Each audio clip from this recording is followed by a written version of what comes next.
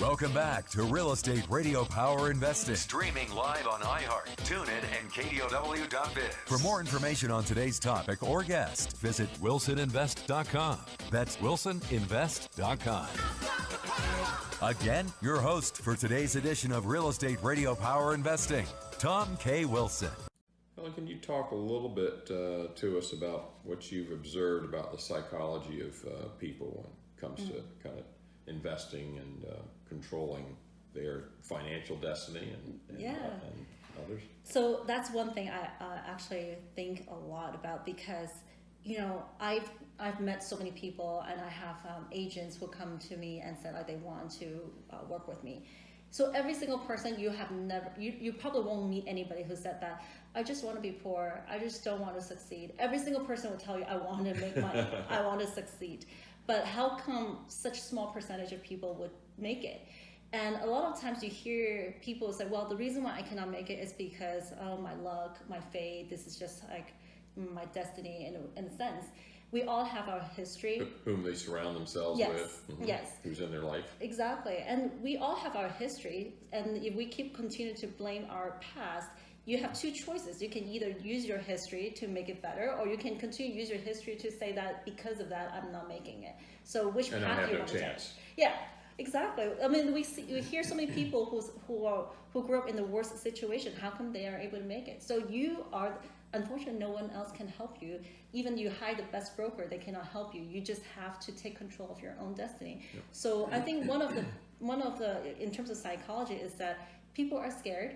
People tend to blame someone else for their misfortune. They would much rather not do anything, just so that if there's a mistake, at least I didn't do it, right? But if you don't make mistakes, how are you going to learn? How are you going to know that was not the right thing to do?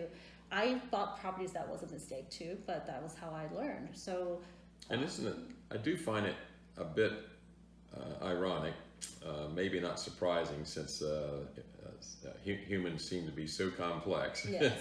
Yeah. And our own worst enemy sometimes. We are our own worst enemy. And it seems sometimes like we learn our best lessons from our failures. Yeah. And it's like, why is that? Isn't that strange? But we do. Certainly mistakes I've made are things I'll never forget. I know. I remember when I was 5 years old, my mom would say, she would take me to roller skating, and then every time I fall, she was like, oh, the more you fall, the better you get. I was like, really? Oh, okay, so I should fall more. But it's actually, in life, it's true. You need to fall, you need to fail, then you'll learn and you get better. So how does someone transform themselves if they feel like they're, and our average caller says, I've been following you for years and I haven't done anything, and I've decided today I'm going to do it, Yeah. So what do you think, someone who's a little nervous about making the next plunge at buying a bigger property, or investing through a syndication, or investing in something that they don't have much knowledge about and they just keep holding back? How do you have any suggestion on how they kind of change their mindset about that? I think people who are listening to your show, or coming to your meetup group, that's like really the first step, coming to the meetup group. If they cannot even make it to your meetup group, I think maybe their motivation is not really there yet. But if they have come to your meetup group, and then it's like, okay, what's next? What can I do? You try to find a mentor, somebody who can really lead the way and teach you how, or show you how to go there. I think find somebody who have done it, and just, I always say every single person need a coach, every single person need a mentor in their lives. So find somebody who has done it, and then let them be your motivator. And the people is all about what kind of people you choose to surround yourself with, right? If you see people around you always do investment already, I can assure you will want to do it, and you will take action, because if they can do it, why can't you? A dear friend of mine says you become the average of the 5 people you spend the most time with. I really believe in that. I do truly too. believe in that. Helen, thanks for being on the program today. Tell their listeners again how they can reach you. Sure. So you can definitely come to my website. It's haylengroup.com, HAYLEN GROUP, or you can email me at Helen, HELEN, @haylengroup.com. And if you're listening to this program before July 25 of 2019, Helen will be our keynote speaker at the next month's BACOM.club meetup. And that's again BACOMM.club. You can go look for the information there, and you can connect up on Meetup. And it is free, so you can't even use that for an excuse to not come. And you get a lot more information like you've heard today. And we certainly encourage you to do that. Also encourage you to go to wilsoninvest.com, where you can sign up for our weekly newsletter. You can get access to our 6 years of podcasts of educating investors and audience about real estate investing and commercial and multifam and syndications. So we have a lot of great speakers like the Chief Economist of Fannie Mae, Dr. Doug Duncan, Robert Helms of the Real Estate Guys, and Bruce Norris and Sean O'Toole, and just a lot of wonderful speakers and guests who come on our program. So we look forward to you being at Meetup. We look forward, Helen, to you being with us there next month. I'm very excited. We're going to be going over a lot of numbers.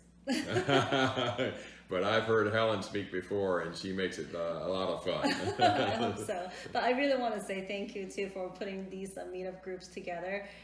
When I first started, I used to go to these kind of seminars, and that's how I fell in love with real estate investing, and that's how I met a lot of investors and took actions. I think people do need these kind of groups to help them to take actions. They certainly changed my life, yes. Indeed. So now I'm glad, just delighted to give back. Yeah. Thank you again for being on Real Estate Radio Power Investing. Thank you to our listeners. And remember, the only thing that matters is what you do next. That's a wrap. Yes. That was fun. Yeah, it's fun. I know, just to talk. About our passionate subjects. Yeah. Well, I'm sure it's fun for you too. You get to talk to so many different people all the time. You know, most of the people I have on, I either have a connection with or I could connect up and get with them, but often it would be I maybe would put it off and never get around to it. But you have something very intentional like this, and you schedule it and make it happen.